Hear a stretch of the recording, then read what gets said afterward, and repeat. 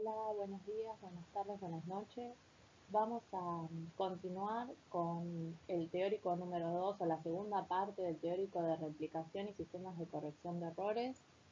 En el teórico pasado vimos cómo era este proceso de replicación del ADN que permitía la duplicación del ADN durante la fase S del ciclo celular en células eucariotas y vimos cuáles eran las características del proceso de replicación, cómo estaba gobernada y cómo era este mecanismo a nivel molecular, que estaba principalmente llevado a cabo por un replicosoma, ¿sí? Una maquinaria proteica que permitía justamente esta duplicación del ADN.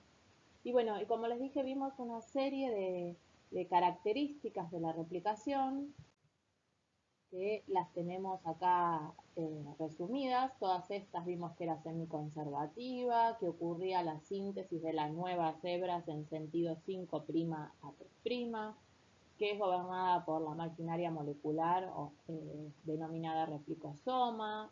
Vimos todas las proteínas que componían o que formaban parte de este replicosoma.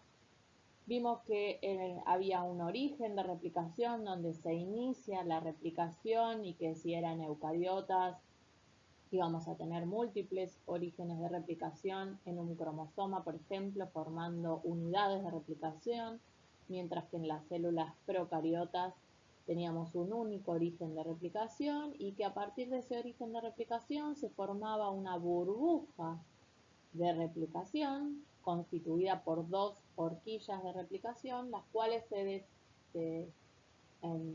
trasladaban a lo largo de la hebra molde o de las hebras moldes en sentidos opuestos. Por eso se dice que es bidireccional.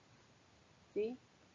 Y bueno, hay gasto de energía, entendiendo como gasto de energía la hidrólisis de ATP, en algunos casos, en otros no. Que eso lo vimos, bueno, todo, ahí terminamos la clase anterior. Y en la clase de hoy vamos a ver un poco cómo es esta replicación y cómo la célula tiene mecanismos que permiten evitar la, herencia de errores en la secuencia de ADN. Uno de los primeros mecanismos que vamos a ver que tiene la célula, no tanto para corregir errores, sino para evitar la pérdida de información eh, en el momento de la replicación, es la presencia de una proteína que se llama telomerasa, ¿sí? Que es este primero que tenemos acá marcado. Luego veremos todos los otros mecanismos de corrección y reparación de errores ya cuando hay algún error en la secuencia nucleotídica del ADN. ¿Sí? Bueno, entonces vamos a comenzar con la primera de ellas, que sería la acción de la telómera.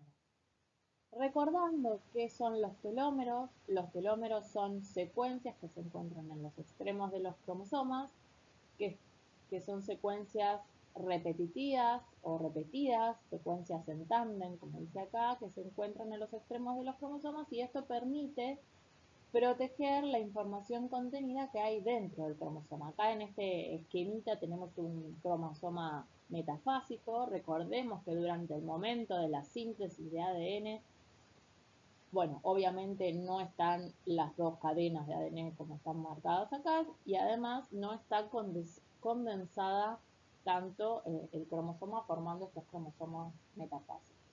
¿Sí? Pero simplemente para recordar que los telómeros se encuentran en los extremos de los cromosomas y que estas secuencias en tándem de alguna manera protegen la información genética que hay dentro de los cromosomas. ¿Por qué? Porque en cada división celular, fíjense, acá tenemos, eh, cuando ocurre la duplicación del ADN, tenemos, fíjense en este esquema, en las cadenas parentales o las hebras moldes están marcadas en azul, ¿sí? O, sí, azul, celestito, ¿sí? Acá, ahí tengo el puntero. Las cadenas que se están sintetizando como nuevas son estas en rojo, ¿sí? La hebra líder conductora está acá abajo y la hebra rezagada está representada acá abajo como dos fragmentos de Okazaki. Todo esto lo vimos la clase anterior, ¿sí? Fíjense que acá está formada la horquilla de replicación y en la hebra conductora, cuando ésta se sintetice gracias a la presencia de la ADN polimerasa, se va a elongar hasta el final del cromosoma y no va a haber ningún inconveniente, que sería lo que está representado en esta hebra de acá abajo. En la hebra rezagada, el problema es que la síntesis ocurre en pequeños fragmentos para que justamente se puedan sintetizar la nueva hebra en sentido 5'3', como lo vimos la clase pasada. Pero cuando llega al extremo del cromosoma, supongamos que podemos acomodar un primer, las que son las líneas punteadas serían los cebadores o primers, que van a aportar el oxidrilo en 3' para poder luego unir mediante un enlace fosfodiéster el nuevo nucleótido entrante. Este primer, recuerdan que eran de ARN y que debería ser degradado y luego reemplazado por ADN, ¿sí? Ahora bien, cuando este primer es degradado, ¿sí?, la ADN polimerasa que rellena estos gaps, en este lado, por ejemplo, en esta zona, tiene el extremo, el oxidrilo 3' del fragmento de Okazaki anterior. Entonces acá no hay problema. Pero en el extremo del cromosoma no tiene forma de agregar el fragmento faltante de ADN porque no tiene un extremo 3' disponible sobre el cual unir los nucleótidos, ¿sí? Entonces acá tenemos un problema, porque acá este gap y este gap se pueden rellenar, pero el extremo este no puede adicionarse este fragmentito de ADN que estaría faltando, ¿sí? Esto es un problema, porque queda una hebra más corta. Digamos que en esta zona se podría perder información, y si estamos en esta zona del cromosoma, podríamos estar perdiendo información valiosa. Entonces la célula tiene este mecanismo, tiene una enzima que se llama telomerasa, que acá la tienen un esquema representado, que tiene una parte proteica y una secuencia de ARN, ¿sí?, que sería la que está representado acá, en donde una parte de ese ARN tiene una secuencia complementaria, la cual la va a utilizar para elongar el extremo de los cromosomas, ¿sí? Esta enzima es una retrotranscriptasa porque usa como molde ARN y sintetiza ADN, ¿sí?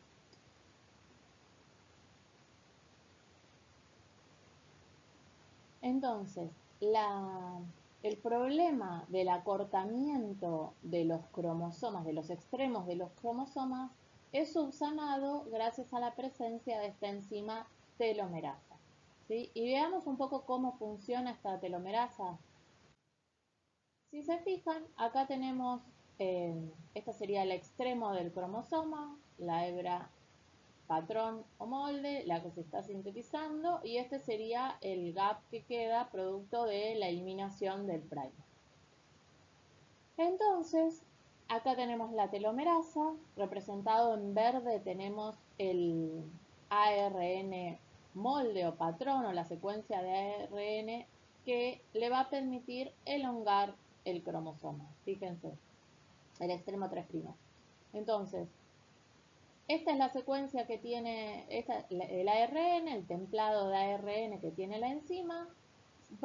Por apareamiento de base, se va a hibridar con el extremo de 3' del cromosoma de la hebra que quedó más larguita, ¿sí?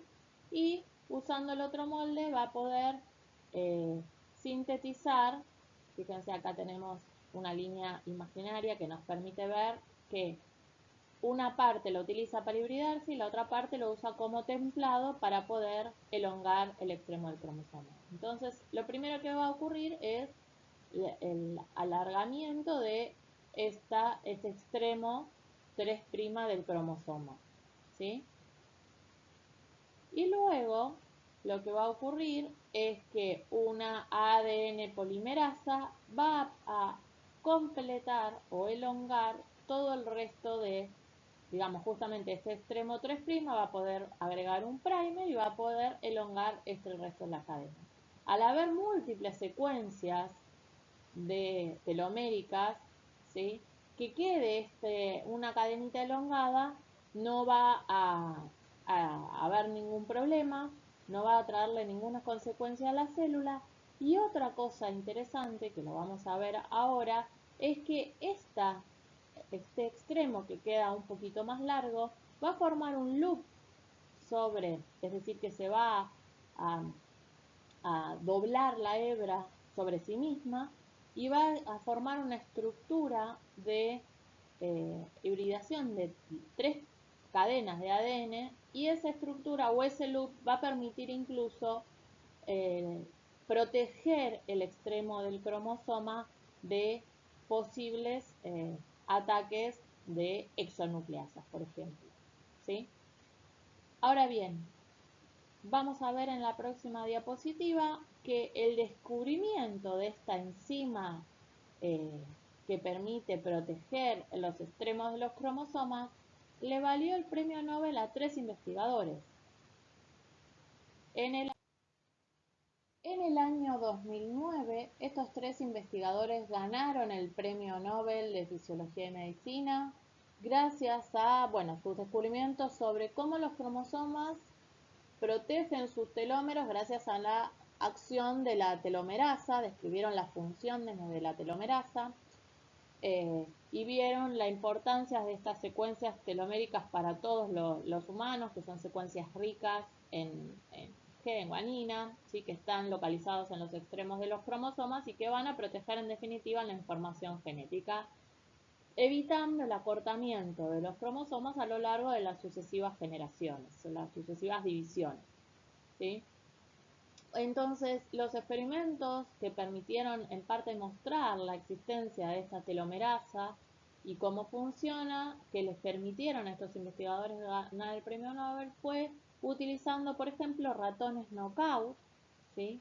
Que producían o no podían producir una telomerasa con actividad, o sea, que se activa, entonces sus cromosomas con el tiempo, con las sucesivas generaciones, se fueron acortando, ¿sí?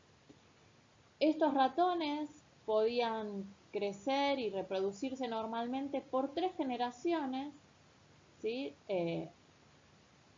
Y a partir de ahí vieron que los extremos de sus cromosomas empezaron a cortarse, empezaron a degradarse de alguna manera, ¿sí? Entonces la ausencia de estos telómeros en el DNA terminó afectando, por ejemplo, se observaron fusiones de las terminaciones de los cromosomas o pérdidas de cromosomas directamente, ¿sí?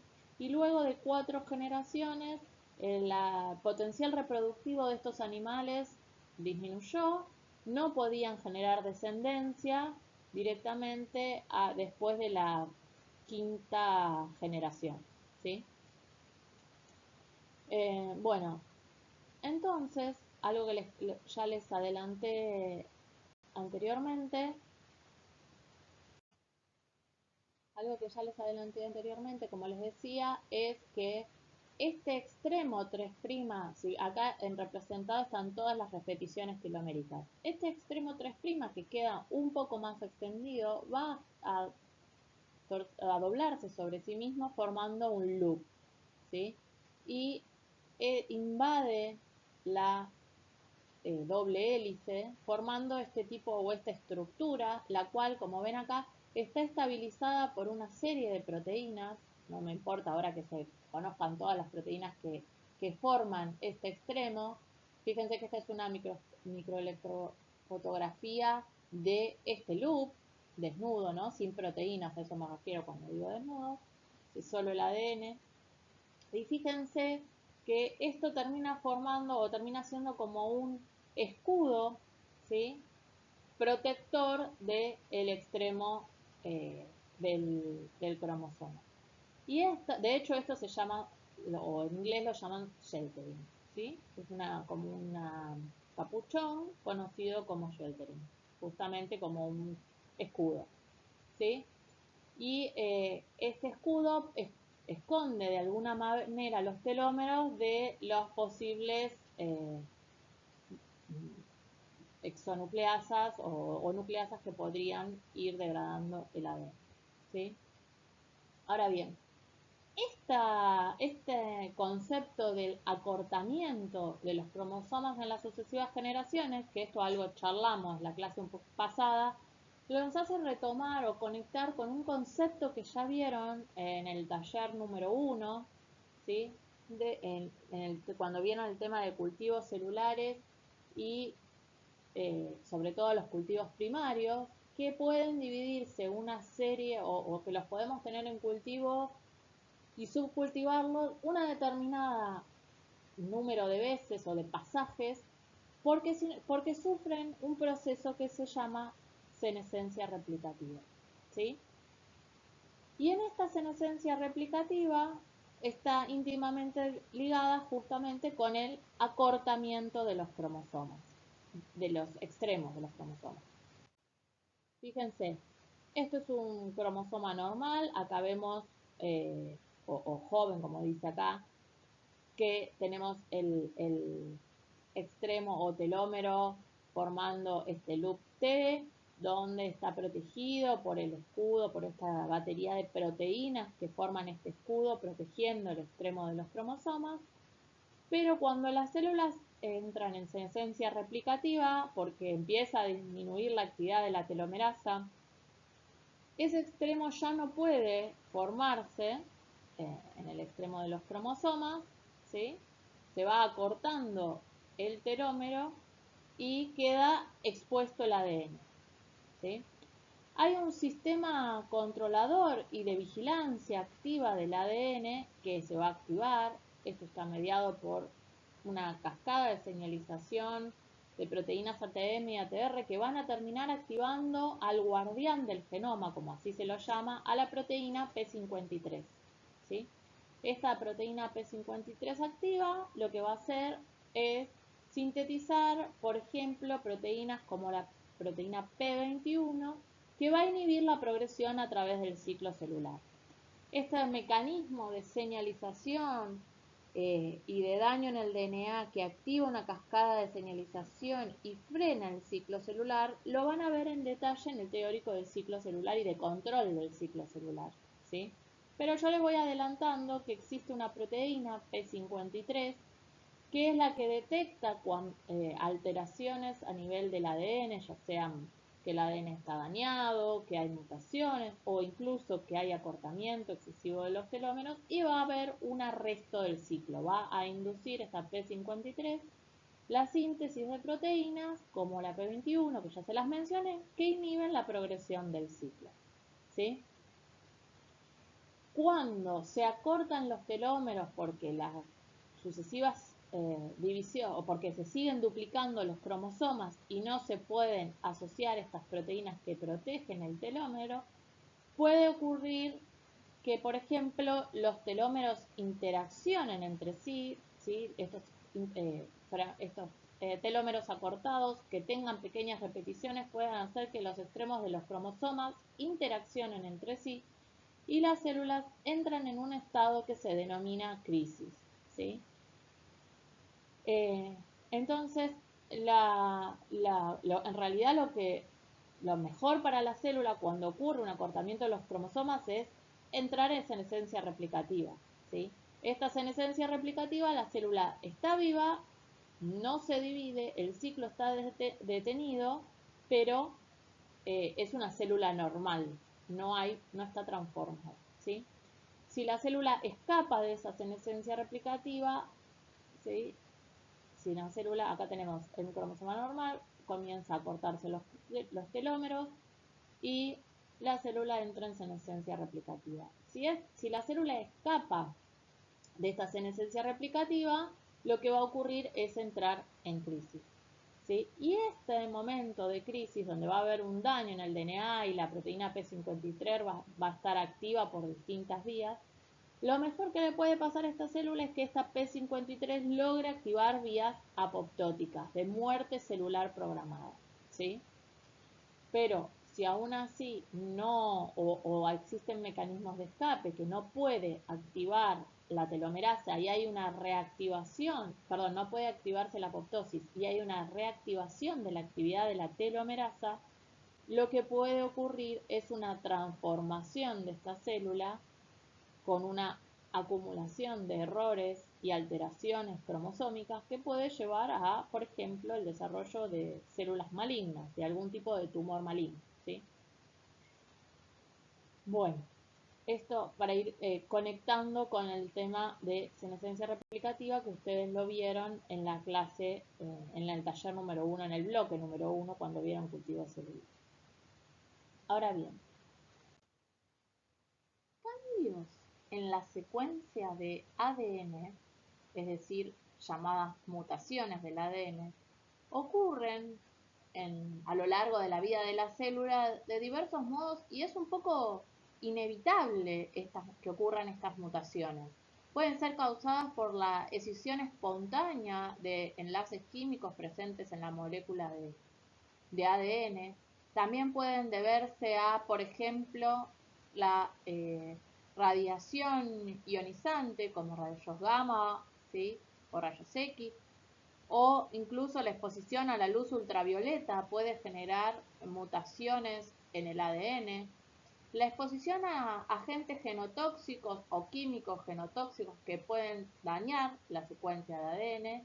El mismo estrés, el estilo de vida estresante con una alimentación poco saludable, un consumo de alimentos ultraprocesados elevado y un bajo consumo de compuestos antioxidantes puede llevar a la producción a nivel celular de radicales libres y aniones superóxido a nivel de la mitocondria y que estos radicales pueden llevar a dañar, ¿sí? O alterar diversas moléculas dentro de las células como por ejemplo lípidos, proteínas y en este caso el ADN.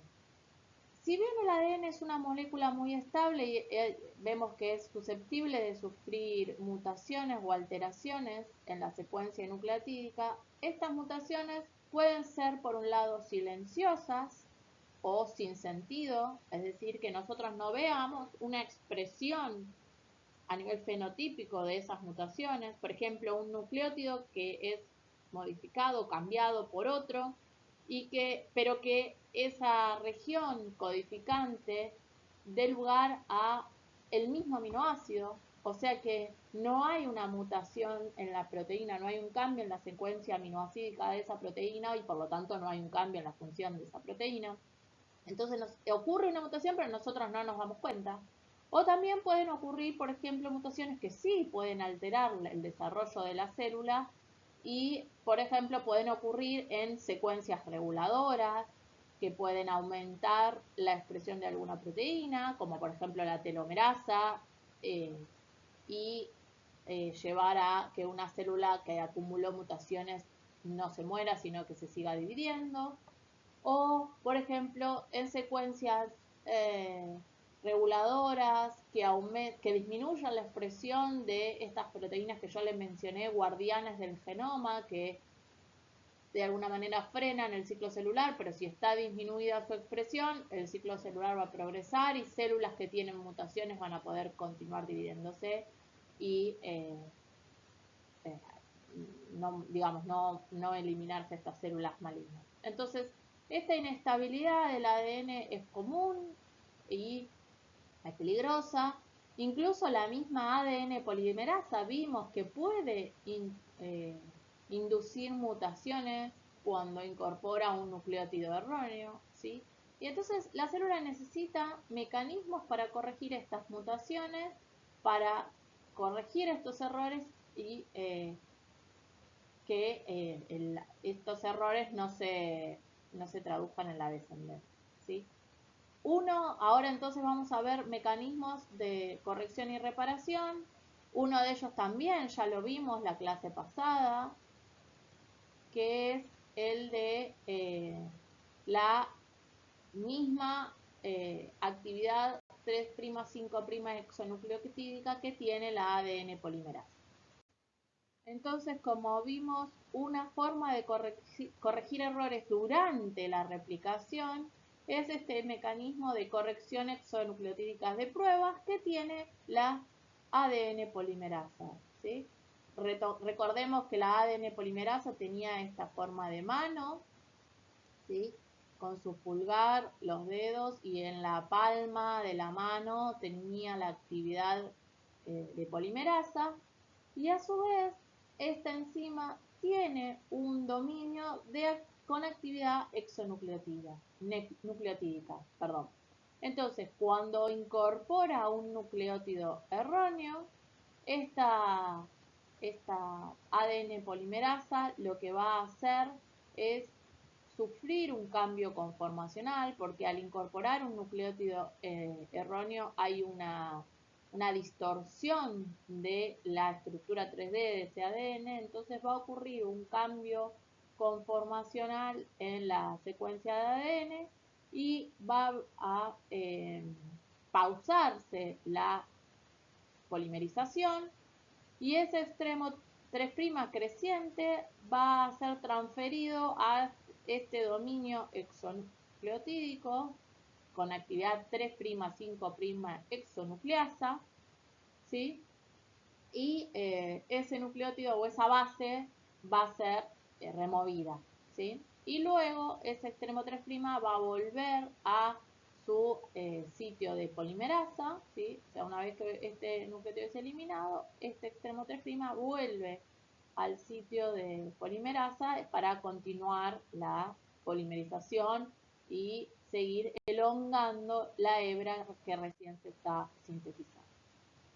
Entonces, además de corregir los errores durante la replicación, luego de la replicación o en cualquier momento, la detección de un error en la secuencia de ADN puede ser reparada por alguno de los mecanismos que vamos a ver a continuación que están mencionados en este listado y ahora los vamos a ir viendo. Una de las mutaciones puntuales frecuentes es, por un lado, la depurinación espontánea, es decir, la pérdida de la base nitrogenada, ¿sí?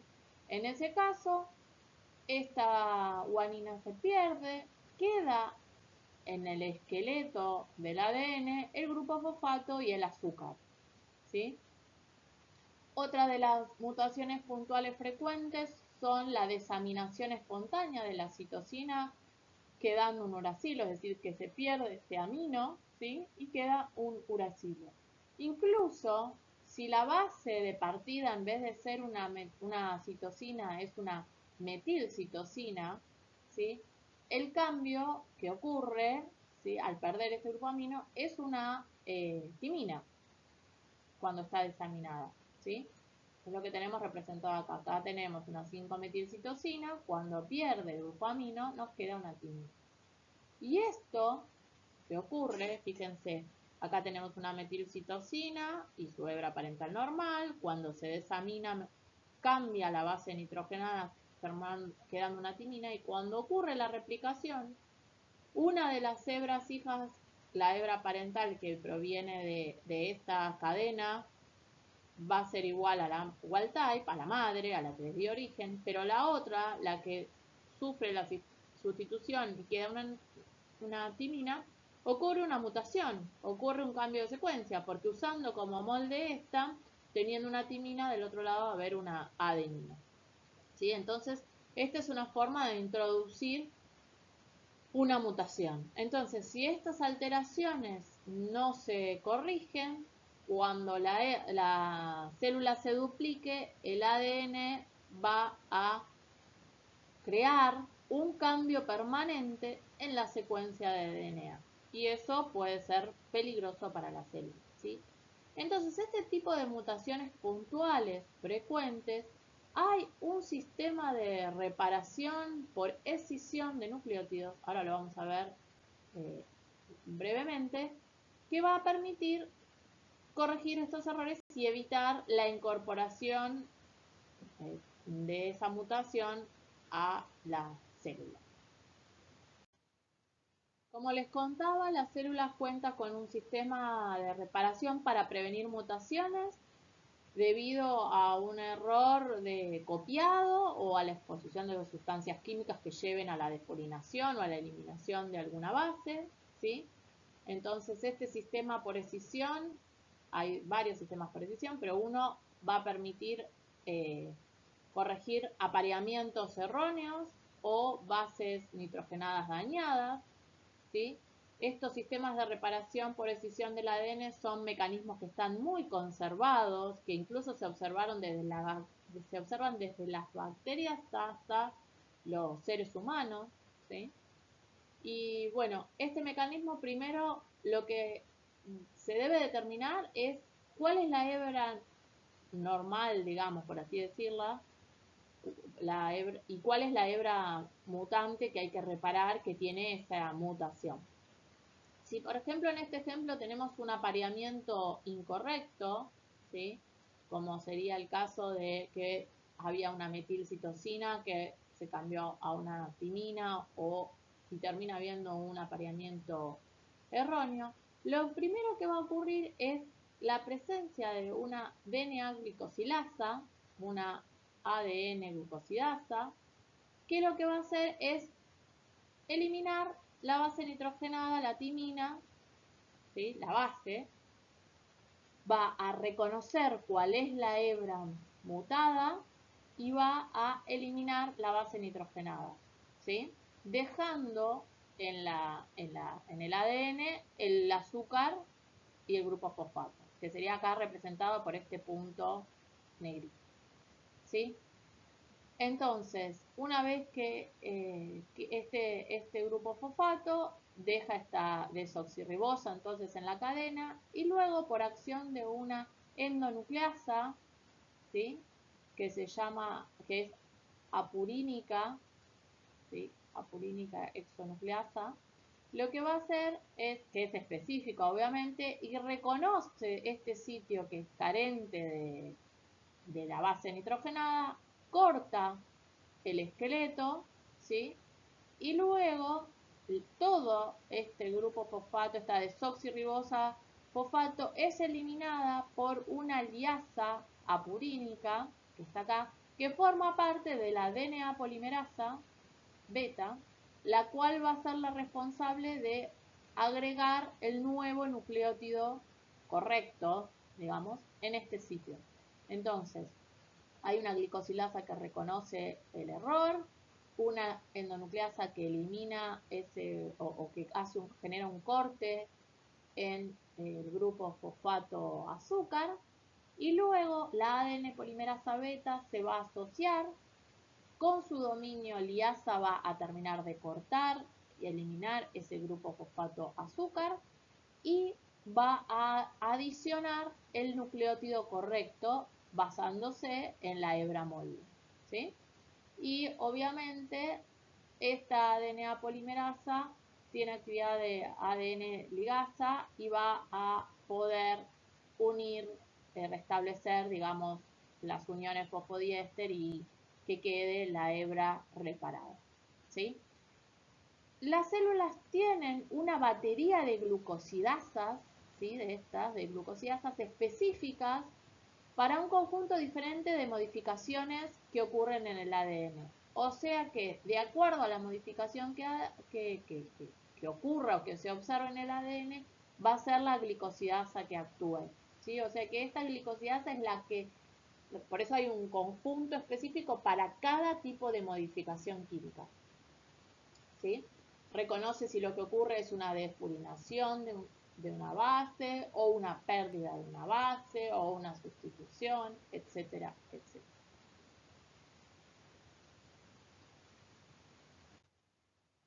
Otro proceso, otro sistema de reparación con el que cuenta la célula es este sistema también de reparación por escisión, el cual elimina apareamientos incorrectos, inserciones y deleciones.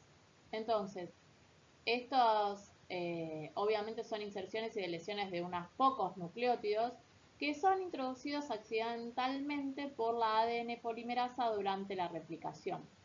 Este mecanismo de reparación o este proceso ocurre después de la replicación del ADN, a diferencia del mecanismo de escisión por pares de bases que vimos anteriormente, en la diapo anterior, ¿sí?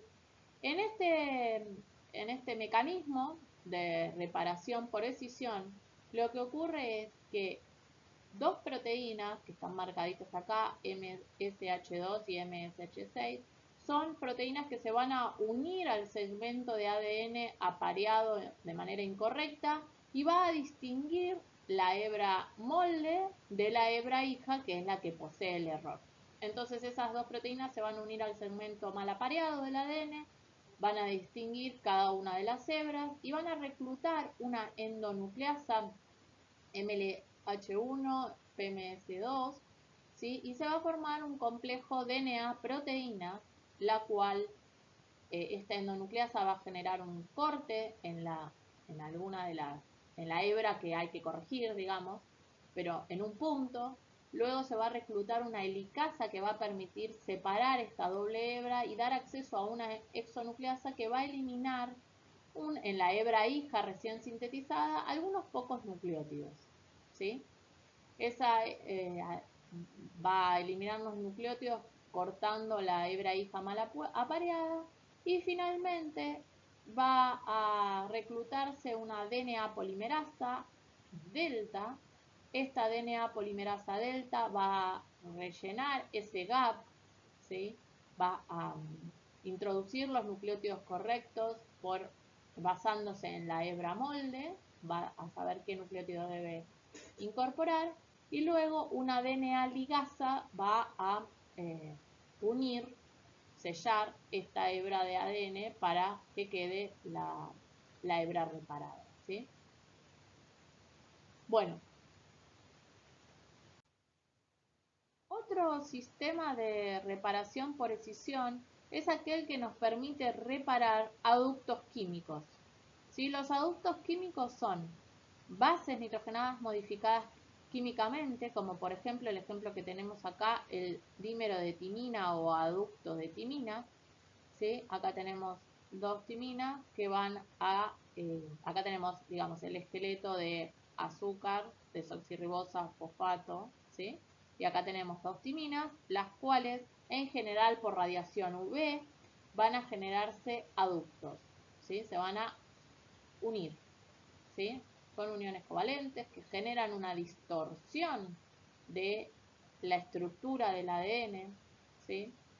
Y estos aductos que distorsionan, como les digo, localmente la forma normal del ADN, van a interferir no solo en la replicación, como verán, o como se pueden imaginar, sino que también durante la transcripción pueden alterar el proceso de transcripción. Con lo cual es necesario que la célula cuente, como vemos aquí del lado derecho de la diapositiva, con un mecanismo o un sistema de reparación de este tipo de aductos. Para reparar este tipo de modificaciones, como ven acá está representada la hebra molde y la hebra que tiene el aducto, entonces al unirse estas timinas se generan estas distorsiones de la hebra. Lo primero que va a ocurrir es el reconocimiento de esta zona del ADN por parte de algunas proteínas, ¿sí?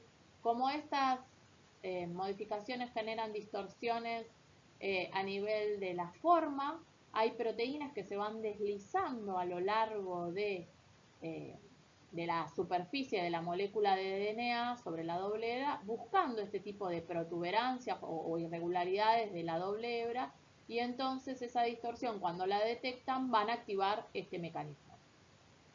Esta distorsión de la doble hebra es identificado por un complejo de proteína XPC o proteína C de la xenoderma pigmentosa, porque se describió por primera vez en esa enfermedad, y la proteína 23B, que la ven acá. Este complejo es la que va a reconocer esa distorsión. Una vez que detectan esta distorsión de la doble hélice, va a reclutarse un complejo proteico, ¿sí? Que va a permitir, fíjense, va a reclutar una proteína que es un factor general de la transcripción. Ustedes ya lo vieron en algún momento esta proteína, la TF2H, ¿sí? Tiene un dominio con actividad de helicasa que va a poder desenrollar la doble hélice mediante la hidrólisis de ATP, ¿sí? En la transcripción, este factor tiene actividad de helicasa y desenrolla la hélice de ADN en el sitio de iniciación, permitiendo a la RNA polimerasa iniciar la transcripción. En este caso, esta proteína, la proteína RPA y la proteína XPG, se van a unir a este complejo, se va a desenrollar la doble hebra, ¿sí? Y se va a estabilizar, gracias a la presencia de estas dos proteínas, esta especie de burbuja de alrededor de 25 pares de base. Entonces esta proteína XP junto con otra proteína XPF, perdón, esta proteína XPG con otra proteína XPF van a ser de nucleasas que van a cortar la doble hebra. Fíjense, esta va a cortar en este lado y la XPF de este lado, ¿sí?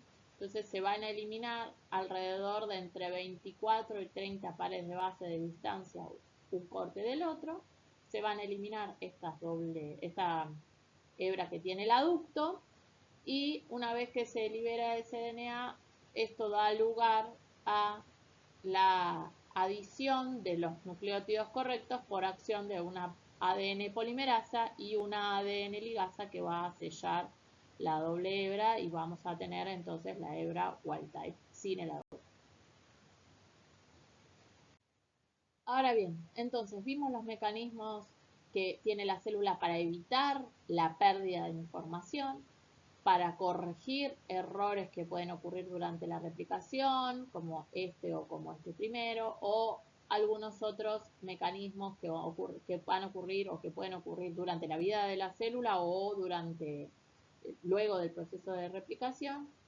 Y vamos a ver que hay unos últimos dos mecanismos de reparación que utilizan la recombinación, ¿sí? Como para reparar las roturas del ADN. Las roturas ya vimos por qué motivos pueden ocurrir, por radiación, por fármacos, etcétera, etcétera, y que la unión de las hebras, la reparación, perdón, de estos errores ocurren por un mecanismo de recombinación, que puede ser homólogo o puede ser no homólogo. Y ahora lo vamos a ver con más detalle cómo son estos dos mecanismos. En el mecanismo de unión de extremos no homólogos, este mecanismo se da para la reparación de roturas en la doble cadena en organismos multicelulares y implica la unión de dos extremos de dos moléculas de ADN, ¿sí? Si se unen los extremos de un fragmento de DNA aún del mismo cromosoma, porque una molécula, o sea, un cromosoma sufre una fractura en la doble hebra, una rotura de la doble hebra, y esos dos extremos se vuelven a unir, aún en ese caso hay pérdida de información, ya que se pierden en el punto de unión varios pares de bases, ¿sí? Incluso teniendo en cuenta que dentro del núcleo el movimiento del ADN es relativamente mínimo porque el núcleo es denso en proteínas impidiendo el movimiento de las moléculas de ADN. Entonces, los mismos, o sea, los extremos correctos generalmente se encuentran y se vuelven a unir, hay una pérdida de bases, hay una pérdida de información, ¿sí? Peor aún si se unen extremos rotos de diferentes cromosomas, porque esto podría llevar a la traslocación de ADN de un cromosoma a otro. Ese caso es aún peor. Ahora bien, ¿cómo es este proceso de unión de extremos homólogos? Bueno, en este proceso, las dos hebras que sufrieron una ruptura en el ADN se van a asociar a un complejo de proteínas Q, ¿sí? Como están acá, que son un heterodímero de proteínas Q y un una quinasa dependiente de ADN, que es esta que está representada acá, ¿sí? Estas proteínas Q son las que se van a asociar al ADN y lo van a como encircular, ¿sí? Y bueno, y lo que van a hacer este complejo proteico es unirse a los extremos del corte y formar lo que se denomina una sinapsis, donde los extremos de los cromosomas se acercan, se procesan, es decir, por acción de nucleasas va a ocurrir una eliminación de unas pocas pares de bases, ¿sí? Y luego estos extremos van a ligarse por acción de una ligasa, se van a volver a unir y reparando este gap o esta ruptura en las cromátidas, ¿sí? Luego, el proceso que sigue es la replicación homóloga. Una gran diversidad de lesiones y de alteraciones de la molécula de ADN no se pueden reparar con los mecanismos que vimos hasta el momento, pero sí se pueden corregir mediante un mecanismo de recombinación homóloga que implica un intercambio de hebras entre moléculas de ADN distintas. La secuencia de ADN dañada se copia a partir de una no dañada de la misma secuencia de ADN o de una secuencia que se encuentra en el cromosoma homólogo en organismos diploides, ¿sí? Entonces, este proceso, además de reparar el ADN, es un mecanismo que genera una gran diversidad genética entre individuos de una especie, haciendo que ocurra intercambio de grandes regiones de cromosomas entre los pares de cromosomas solo homólogos paternos y maternos durante la meiosis. Con lo cual este mecanismo de variabilidad genética que utiliza la recombinación homóloga para producir variabilidad genética lo van a retomar y lo van a ver durante el teórico de ciclo celular, mitosis y meiosis. Sobre todo, bueno, obviamente durante la mitosis, que es donde ocurre el famoso crossing over. Ahora bien, un ejemplo que utiliza la reparación del ADN por recombinación homóloga es la reparación de la horquilla colapsada, ¿sí? ¿Y qué ocurre en este mecanismo o en este proceso de horquilla colapsada? Acá tenemos representada una horquilla de replicación, las hebras parentales en celeste y azul, ¿sí? En la gama de los azules, y las hebras que se están sintetizando en la gama de los rojos. La roja intensa es la hebra conductora y la rezagada en rosado, ¿sí? Cuando hay un corte en el esqueleto fosfodiéster azúcar, o sea, fíjense, se rompe por ejemplo un enlace fosfodiéster en el esqueleto del ADN, de una hebra de ADN, antes de que pase la replicación, la horquilla de replicación, puede esto llevar al colapso de la horquilla. Fíjense, acá va a estar la helicasa que se va a ir desplazando y toda la maquinaria de replicación, ¿no? Que se va a ir desplazando en este sentido hasta que llegue a esa ruptura en el ADN, a ese corte. Y en ese caso entonces se va a separar la porción replicada de los cromosomas. Este proceso entonces lleva al colapso de la horquilla de replicación y puede ocurrir una gran pérdida de información, de cantidades grandes de información genética, y esto suele ser mortal por lo menos para una de las hijas que es la que va a carecer de toda la información genética, ¿sí? Que no va a tener la información genética completa. Entonces, ¿cómo es este proceso de reparación de la horquilla colapsada? Bueno, en este proceso, como vemos, lo que va a ocurrir es, en el primer paso es que este extremo en donde ocurre el break en la hebra parental en celeste, en este extremo 5' una 5' exonucleasa va a actuar eliminando algunos nucleótidos, ¿sí? Dejando este extremo en la hebra conductora, el extremo 3' más elongado, digamos, ¿sí? Luego, la hebra rezagada, la que se estaba sintetizando recién, se va a unir con la cadena o con la hebra parental que sufrió la ruptura o el corte. O sea que la rosa se va a unir con la celeste. ¿Sí? Esta hebra que se estaba sintetizando se va a unir con la celeste. ¿Sí? De manera de formar un cromosoma continuo. ¿Sí? Lo tenemos acá. Luego, ese es el primer paso. Luego, gracias a la acción de unas proteínas que se llama REC-A, ¿sí? O RAD51 en eucariotas inferiores como la Saccharomyces cerevisiae y otras, ¿sí? Pero bueno, lo importante es que esta proteína REC-A se va a unir a esta zona de ADN simple cadena, simple hebra, y va a permitir la invasión de esta hebra sobre el cromosoma, digamos, entero. Va a ocurrir la invasión de esta hebra, de esta cadena, y va a permitir la hibridación por complementariedad de bases con la zona donde es complementaria en la hebra en la cual invade, ¿no? O sea, invade a la molécula de ADN que es homóloga, ¿sí? La hebra complementaria de este ADN diana, de esta hebra azul oscuro, se desplaza como un bucle de ADN de una sola hebra por encima de la región de hibridación a la hebra invasora. Es decir, que se forma este tipo de estructura, esta invasión de la simple cadena sobre esta hebra es catalizada por la acción de la REC-A al unirse al ADN y bueno, esta estructura que se forma es clave durante el proceso de recombinación, ¿sí? No hay pérdida ni ganancia de pares de bases en este proceso de invasión de hebras y tampoco se requiere energía, ¿sí?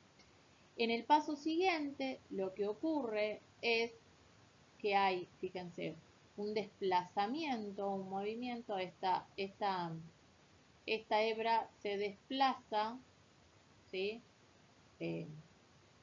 Sobre hay un desplazamiento de la región de hibridación que se vuelve más extensa, ¿sí?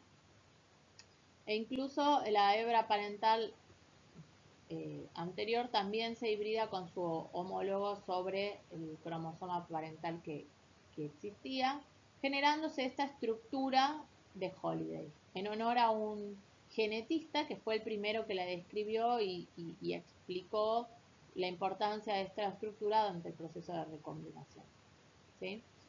Esta estructura, este entrecruzamiento de Holiday se va a ir desplazando, alejándose del sitio donde ocurrió el corte de la cadena de ADN, ¿sí? Que es lo que se llama eh, como migración de la rama, ¿sí?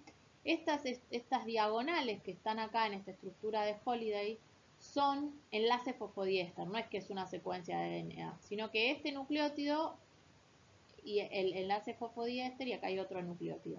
Están como estirados, ¿sí? Y luego, justamente en donde ocurre este entrecruzamiento de Holiday, es donde va a ocurrir una ruptura que está representado por estas flechas en negro, un corte en esos enlaces fosfodiéster en las hebras, en el punto donde se entrecruza el ADN, y esa escisión del enlace fosfodiéster es necesario para que luego se vuelvan a restablecer las hebras parentales, de alguna manera, por así decirlo. Fíjense que acá se va a ligar por acción de una ligasa y también se va a ligar esta zona, ¿sí? De manera que se restituye la horquilla de replicación. Fíjense que esta estructura es como la hebra conductora, la hebra rezagada, se restituye la horquilla de replicación y luego que se vuelve a formar el replicosoma, etcétera, etcétera, va a restablecerse el proceso de replicación. Es decir, que esto nuevamente va a continuar procediendo en este sentido. La hebra conductora se va a seguir sintetizando, utilizando como molde esta porción de la hebra parental y la hebra rezagada va a, digamos, incluir, como muestra acá, un primer y se va a elongar en sentido 5'3', restableciéndose el proceso de replicación, tanto en la hebra conductora como en la rezagada, ¿sí? Finalmente, vamos a ver finalmente el proceso o el mecanismo clásico de la recombinación homóloga, que suele darse cuando ocurre un corte en la doble hebra del ADN cuando tenemos los cromosomas homólogos. Fíjense que acá en azul sería un cromosoma, el otro sería el otro cromosoma homólogo en el cual sufre un corte en la doble hebra. El proceso comienza de manera similar, hay una 5' nucleasa que va a degradar los extremos 5' para dejar libres cadenas de ADN 3'. O sea que los extremos de las moléculas de ADN son cortados, son eliminados por la acción de las exonucleasas, dejando los extremos oxidrilo 3'. Nuevamente las proteínas REC-A van a catalizar la invasión de la hebra, recordando que puede ser REC-A para bacterias o RED51 para eucariotas, que lo importante es que es esta familia de proteínas, tampoco me importa que se sepa si son de bacterias, si son de eucariotas, sepan que esta familia de proteínas va a catalizar la invasión de la hebra, ¿sí? Va a catalizar la invasión de la hebra sobre de uno de los extremos 3' que fueron expuestos sobre la región homóloga del cromosoma homólogo, ¿sí? Formándose nuevamente esta estructura de Holiday y luego, si se fijan, el extremo 3' de la hebra invasora se va a elongar por una DNA polimerasa, desplazando un poco a la hebra azul, ¿sí? Fíjense que la hebra esta de este cromosoma homólogo se va a ligar, los extremos se van a ligar, formándose como dos estructuras de Holiday, en este caso, porque tenemos dos rupturas, ¿sí? Este bucle que se forma acá se va a extender, ¿sí? Separándose, fíjense. Y luego de la unión de los extremos, este extremo y este extremo, se forman estas dos estructuras de Holiday. Recuerden que esto es un enlace fosfodiéster elongado o estirado. Y en el paso final lo que ocurre es la ruptura de los enlaces fosfodiéster en los puntos donde están indicadas las flechas. Van a ocurrir estos cortes y luego va a ocurrir la ligación, la unión mediante ligasas de los extremos que se generen en los cortes, ¿sí? Los extremos nuevos se van que se generan en las estructuras de Holiday. Al ocurrir este corte, la ligasa va a regenerar los dos cromosomas ahora recogidos, ¿sí? Formando cromosomas que tienen información intercambiada, como no ven acá por los colores. Pero bueno, este proceso de recombinación homóloga, en este caso lo estamos viendo para la reparación de la doble cadena, pero ustedes lo van a retomar y lo van a rever en el teórico de recombinación homóloga, porque esto justamente, como ven acá, les va a permitir intercambiar información. Bueno, para terminar, les dejo en el campus el PowerPoint, el video, que en este caso es grabado, así que ya se los voy a estar subiendo. Si tienen alguna consulta, pueden venir de manera presencial a verme a la cátedra, ya les dije. Si quieren me pueden escribir antes para poder coordinar algún horario, pero si no, pueden venir y tocar el timbre y yo estoy todos los días, seguro, de 9 a 17, pero hay días que estoy un poco hasta más tarde y hay días que llego un poquito antes, depende del día laboral. Y si no, obviamente me pueden escribir vía el campus o vía mail, ¿sí? Bueno, muchísimas gracias y cualquier cosa estamos en contacto.